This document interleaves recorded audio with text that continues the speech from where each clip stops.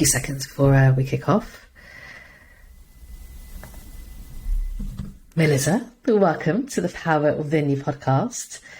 Mamta, thank you for letting me join you. No, not at all, not at all. It's so lovely to have you here. I was just saying, saying to listeners that I'm like, you're on the west coast of America, I'm in the UK, so different time zones. So we've got different things going on. You've got coffee, I've got Coke, like just to keep ourselves going. But it's so lovely to have you on the podcast with me.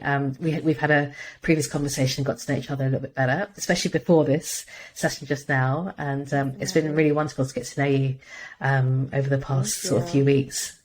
Thank you. I'm really excited to be here. Brilliant. Okay, cool. So listen, I wanted to talk to you firstly about, I know that you work in the mental health space and the health space. So I'd love to know about Two Chairs, what you do there, but also how you got into this kind of field, like what brought you to there. Yeah. Well, let me tell you first about Two Chairs. Two Chairs is a mental health service company based out in San Francisco. We are a startup, of course. It's very San Francisco of me to be working at a startup. It's so exciting, man. Love that. It is. It's very all hands on deck, which I love. You can really just make stuff happen every single day. And you don't really get that in most of the big companies out in the world, which I'll tell you a little bit about. But Two Chairs. Our kind of thing is a matching process. So if you ever have tried to find therapy for the first time, or just generally find a new therapist because you're moving on from a different kind of care, finding that therapist, dating your therapist can take forever, right? Yes. I know when I was going into my own individual therapy journey, I think I had 5 or 6, maybe even 7 therapists before I found my own therapist. And, in the United States, that's a lot of money that you're kind of pumping into just trying to find someone that's the right fit. Because we don't have, a lot of the times it's not covered by our insurance. One, and then 2, that's a lot of people to kind of just explain your own stuff to. Again and again, right? It's quite traumatic trying to explain that every single time. So yeah, absolutely. Yeah. So what Two Chairs does is we use both an algorithm and a human together to match a person to a therapist. We have all of our therapists are full-time. None of them are contract. Actually, I'm sorry. All of our therapists are full hires, not contract. We do have a part-time team.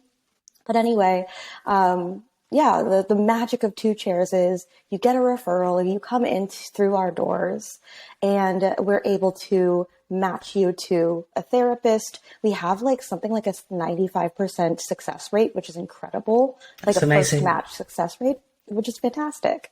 Now, I work on the groups side. I'm actually wearing my Two Chairs groups shirt today. Look at that representing. I was going to ask. I was like, that's good branding, man. Yeah. I used to work in marketing, so it kind of makes sense. But anyway, not on purpose. I used to, I work now for groups, and it's just a new program. Group therapy, as we know, is really effective. It's really accessible. We really use the power of people to support others in their own mental health journey. And I work on kind of just all the program management of it. So everything from supply to demand and the organization around it. And we have a huge team that really supports this effort. So that's what I do at Two Chairs. Well, you know what? I think that's an amazing facility to have, because certainly here, even though we do in the UK have the option to have CBT through our NHS, which is free, there are waiting lists, of course. There's only one option, one type of therapy.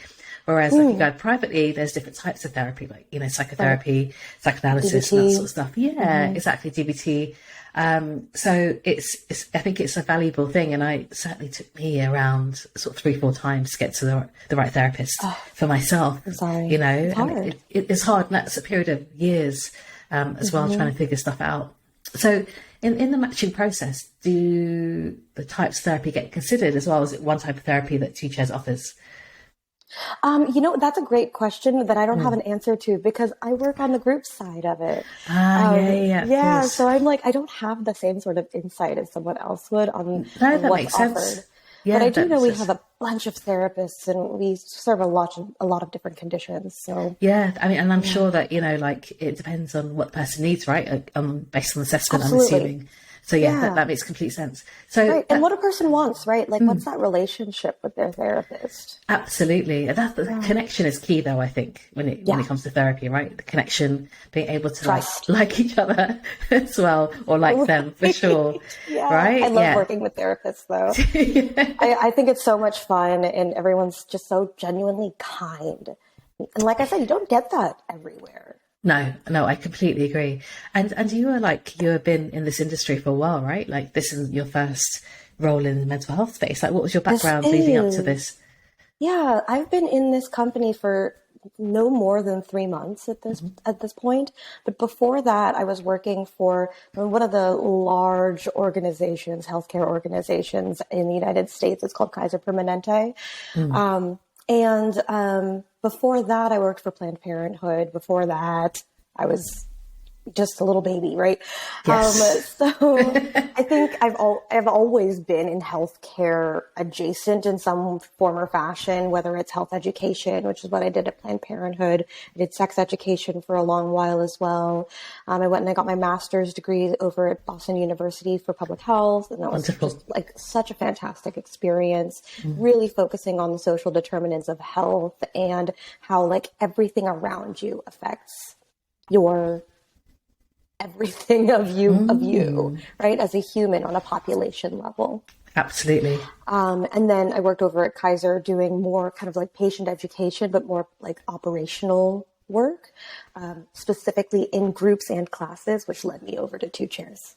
Oh, wonderful. And so like it's what's your sort of passions and hopes, do you think, for that side of things in terms of, I mean, because we know that mental health issues are such Yes. they're so prevalent.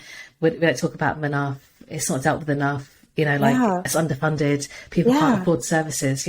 What's your kind of hope, like working at a company like Two Chairs to kind of resolve as we move forwards? I think at the end of the day, don't we all want to work for something or do something that changes the world? Absolutely. Right? Yeah. And I have a kind of a strong history talking about or doing work in spaces that are not talked about enough, right? And as my life shifted, as I saw a lot of different things happening in the world, both on a population level, stuff in my backyard, my own personal experiences, boy, did I find mental health to be just like the most important part of it being a whole person, right? So what do I want to get out of working at Two Chairs? Like, first of all, of course, I want to change the world. And I want to work for a company that I like truly believe in. I want to work in a space that I truly believe in, that I think is really going to help humans, help me. Yes. Yes. And I think I'm doing that. I don't think a lot of people get that same like privilege of being able to work in a space that they truly believe in. Absolutely. And I think that's so valuable. Like I remember for me to go, I was in tech for 20 years. Oh, wow. So tech was tech, right? Like tech then was tech. Like it was Amazon, I was working at Amazon, BBC, Sky, like I was working for big companies. Tech companies. Yeah, exactly. And now everything's tech. But back then I didn't have a choice about where I wanted to place my value, and I felt like doing the stuff I was doing was a lot of fun, but it wasn't providing value to me. What's there changing in the world? People were watching on-demand videos, which is great, but I wasn't doing much else, basically. So I think you're right. It's like, I think now there's more opportunity for people to think about what they actually want to do in their lives. What are their core values and beliefs, and like go for it as well, and actually make the world a better place. And I think with, people with values like yourself, we can change stuff, right? If more people do that, I think. It's a culture shift too, as well, from what's happening. I think for people that were just stepping into, or that are just stepping into their careers now versus folks who are stepping into their careers 10, 20, 30 years ago. What were the choices that were available to them, and were they really willing to break the mold? Exactly. Exactly. Yeah. Because all you're doing is trying to create a life that's good for you in terms of like getting a house or an apartment, or having kids, getting married. That's your focus, right? So when have you got time to think about what's adding value in the world? Right. And then you get to like 35, 40, you're like, oh, I don't know what I'm doing. I need to change my life. Yeah. You know? Yeah. I actually have a lot of friends these days that are like very much on the no kids like journey. Yeah. Good for them. I so respect that. I love that for them. Yes. Go No, for exactly. it. There's too many people in this world. Well, that's people making conscious choices, Population right? control. To make those decisions. But it's interesting because we both spoke about having our own types of therapies and that sort of stuff. And I'm very open about, me struggling with anxiety and panic attacks when I was younger, trying to come to terms with different things. So if you don't mind me asking, what's been your own personal mental health journey? Absolutely. And I think, it starts with childhood, and isn't that the thing? Oh, yeah. Always starts with childhood.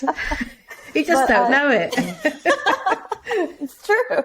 Yeah. Well, I'll start off like all the way at the end, which is I have depression. Mm-hmm. And I am off and on medications for it. And thank God that medications exist. Yes, absolutely. Right?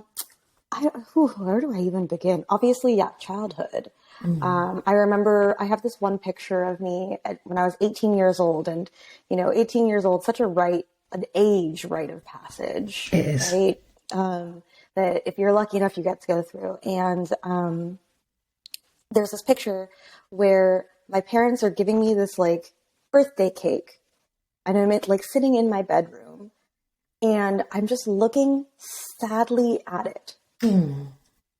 Like sorry. That kind of sums up a little bit of how I view my own depression, which is sometimes you just sit down and you can't get up, or sometimes life just kind of passes you by, or you're experiencing life and it doesn't, in your kind of like psyche or in your soul, it doesn't ring. It isn't as real, I guess, to you as what's kind of happening out in the world.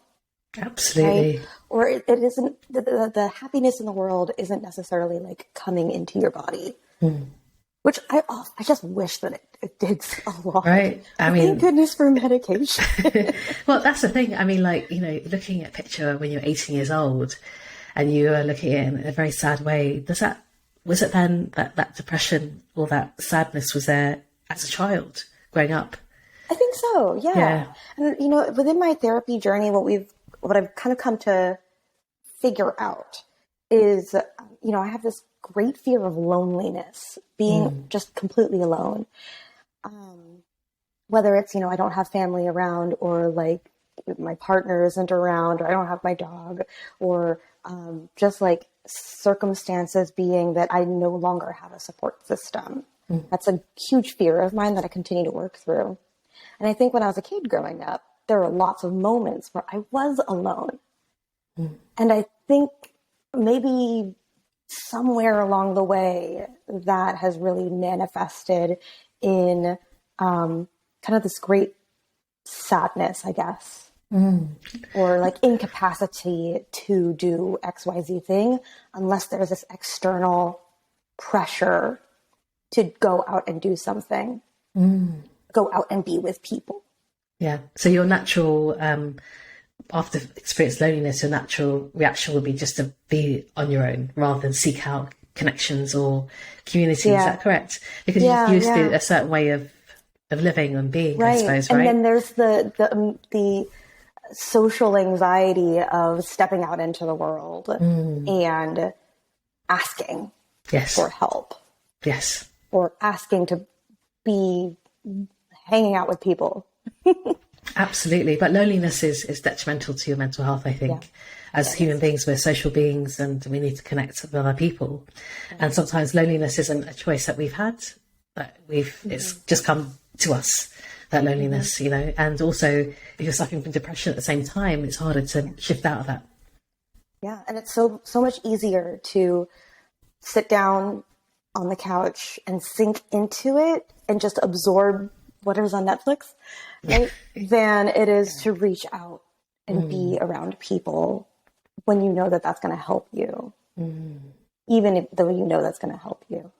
Absolutely. Yeah. And so did that loneliness stay with you from sort of childhood to teenage years, or to being a young person? It kind of depends on the situation, right? Yeah.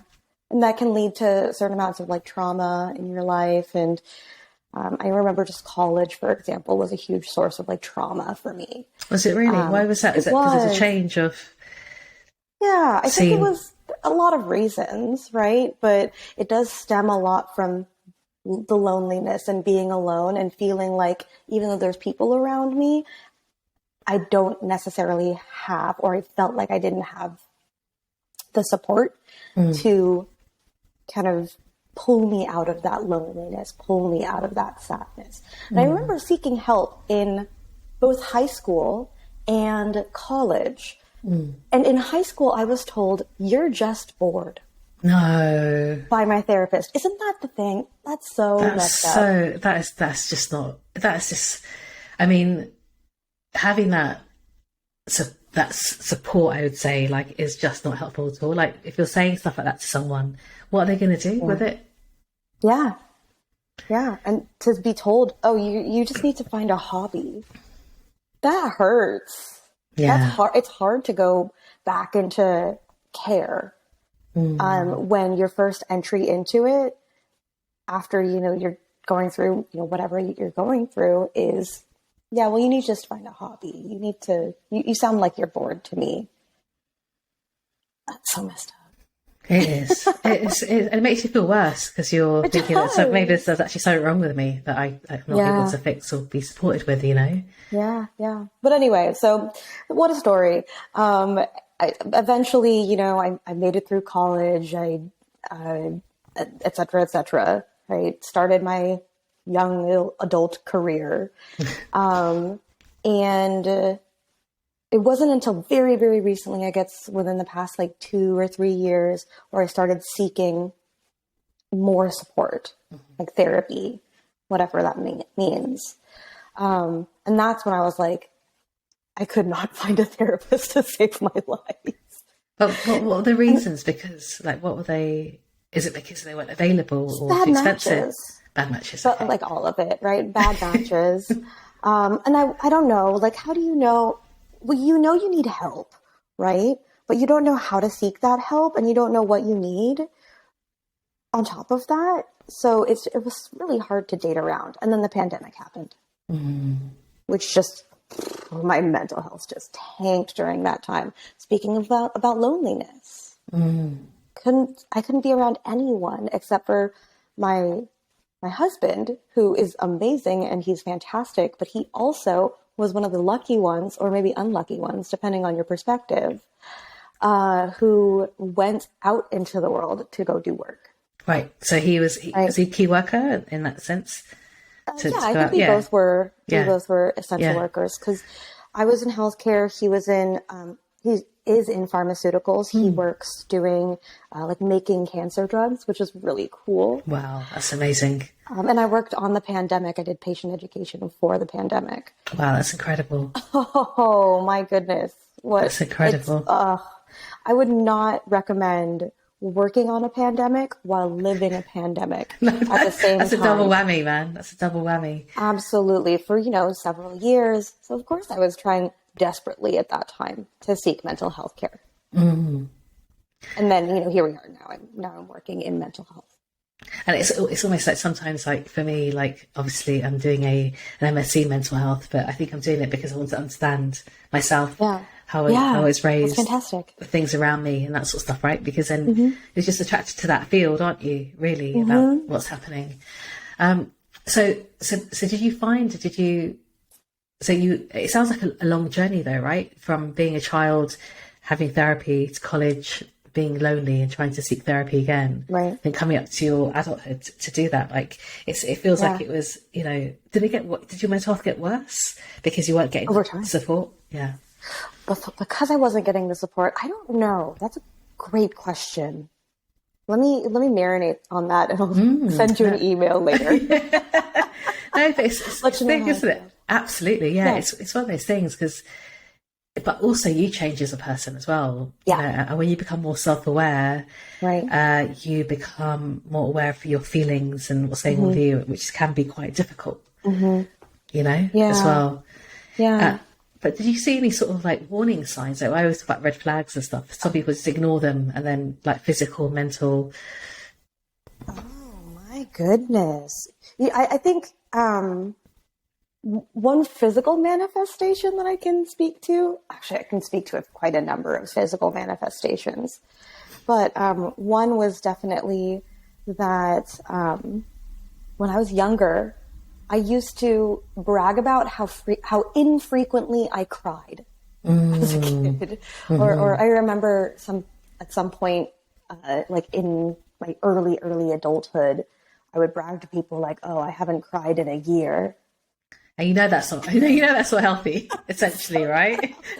Pushing things down like so Oh my gosh, aggressively. yeah. And then, I would say within the past 3 years, um, a monthly cry is like the thing. So I would say, there's a physical manifestation of like really literally just crying more. I think I read an article somewhere that said like crying is actually really therapeutic for like the human body. Don't quote me on that, but I think No, but I think it's probably true, right? Like it feels right. it does, and like it's there's research that shows that your emotions and how you feel is linked to your stress. It's linked to physical symptoms, illnesses, that sort of stuff. So if it's not managed, if you're not managing yourself, then it can result in things that aren't good for you. Absolutely, yeah. So physical manifestations, right? So crying was one of them. I would stress eat and binge drink, which is not healthy either. Yeah, absolutely. And that's definitely a part of the pandemic. And you reminded me of a kind of a key part of how stress has manifested in my body over the past several years. So my husband and I, we've been trying to have children for the past 2 years. But unfortunately, that also kind of coincided with the most stress that I think I've ever had in my life because of the pandemic, because of kind of situational experiences that I've had through relationships, specifically at my old job. And to this day, like we still have not been able to get pregnant. We've been doing like fertility treatment. And that was not 100% successful either. I'm sorry to hear that. That's really painful. It is really hard. And I'm so glad I have therapy and my therapist to be able to work through all of this because, at some point I will start a family by hook or by crook, right? I will. And it will absolutely I will be affected by this experience of trying and trying and trying and like kind of not succeeding, whatever you think that means. I think that the manifestation of stress in my body has absolutely affected my ability to get pregnant. And I think, there is actually a lot of research that proves that. Yes. Yeah. Because your body is just like, it's holding itself together. Yeah. Right. Yeah, so absolutely. And then I think, someone I know actually was trying to get pregnant for about 10 years and then moved to another country, a warmer country, got pregnant straight away, basically, after trying for 10 years. Like, I think it's congratulations to them. I know, it's just that release of stress, I think, whatever they were holding on to them, right?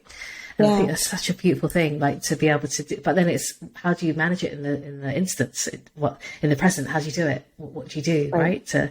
And has that stress sort of dissipated or is it still ongoing? I mean, I don't know. I would love to see my cortisol levels from like a year ago to today. That would be really interesting to see. Yeah. I think stress has changed, right? I went from being in this really kind of workplace that was really unhealthy for me into a workplace that I just love. Absolutely.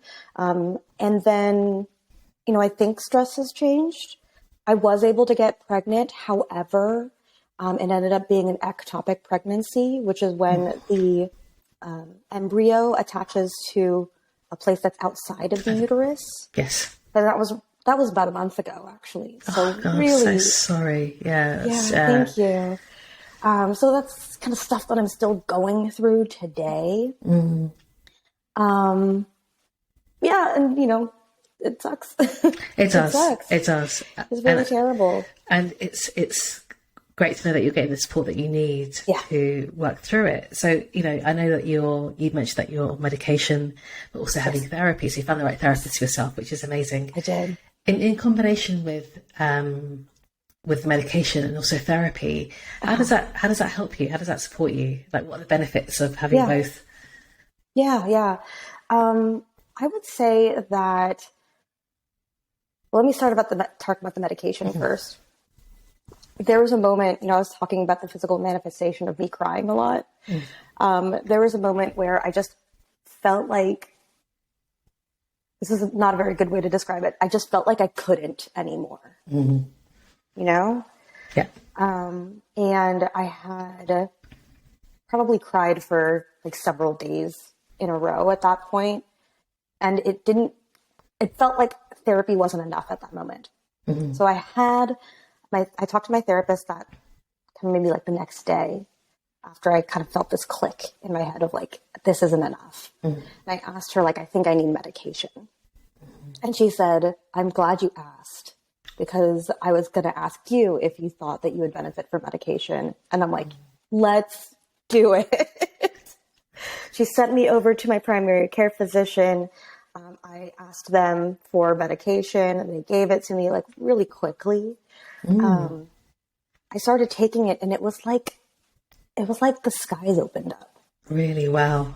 Yeah. I had felt so heavy for so long. And to be able to get this like jump of hormone that it turns out I really needed.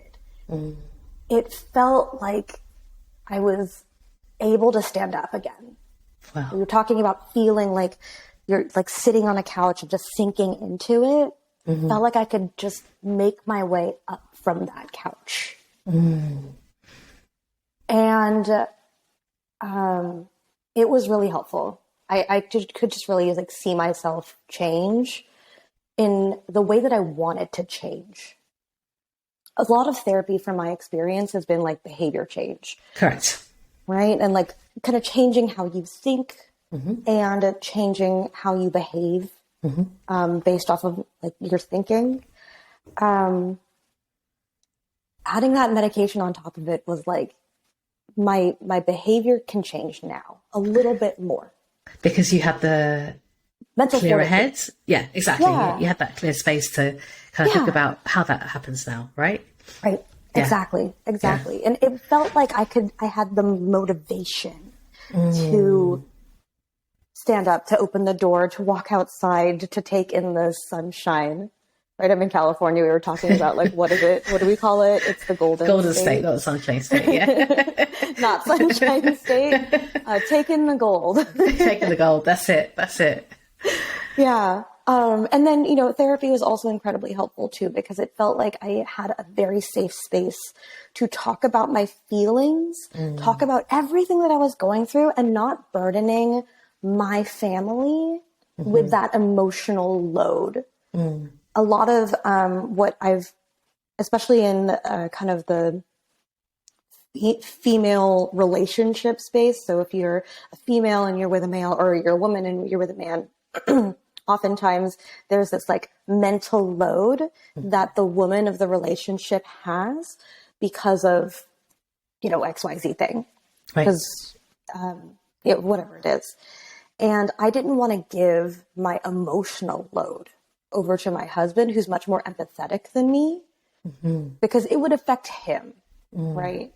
And I don't want to do that to him. Well, that's amazing that you're thinking of him in that situation. Yeah. Like, lots of people are thinking about what they feel, but you're obviously very conscious of not doing that, which I think is incredible.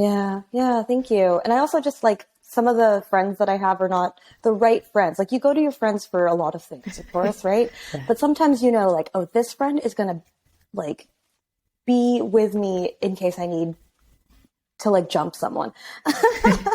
Or like this friend is they accrue. Yeah, exactly. Yeah. Or like this friend is going to be with me if I need if I need them to like problem solve with me. Right. Or this friend is like my emotional support friend, right? Right. You don't go to each friend for like kind of everything. And I didn't want to burden my friends with my emotional things. I didn't want to burden my husband with my emotional things. Who could I burden?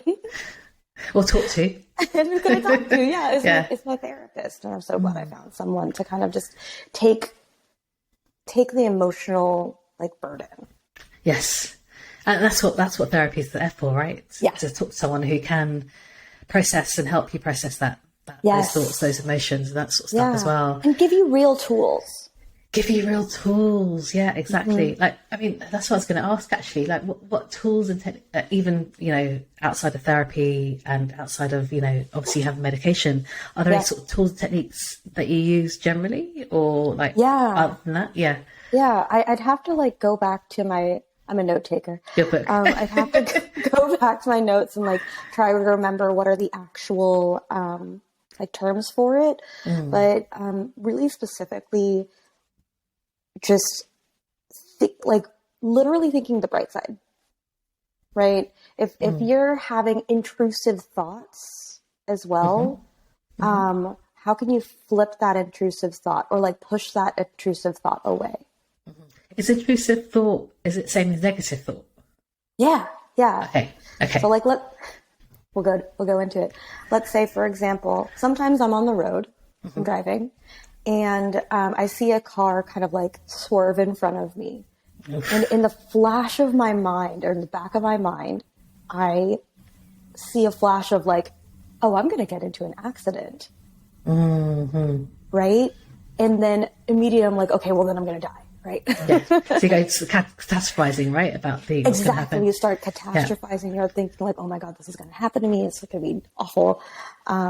What's going to happen to my family? What's going to happen to my puppy? Like all of that sort of stuff. So it's an intrusive thought, right? So then part of my therapy is identifying what is that intrusive thought, and either push it away or flip it, right? Or tell myself, this is an intrusive thought.